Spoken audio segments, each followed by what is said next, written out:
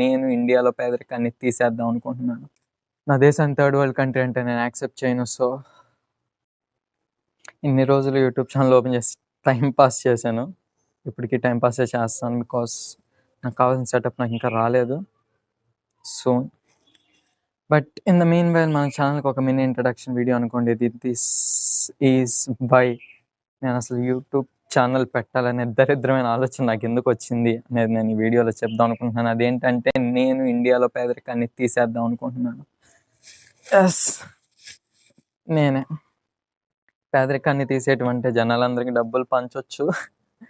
But దానివల్ల ఏమవుతుందంటే మనీకి ఒక ఫ్లో ఉంటుంది, ఒక డైరెక్షనల్ ఫ్లో ఉంటుంది, అది ఎప్పుడు పైకే వెళ్తుంది. సో జనాలందరికీ ఈక్వల్గా డబ్బు పంచినా అది మళ్ళీ ఒక్కడి దగ్గరికే వెళ్తుంది. సో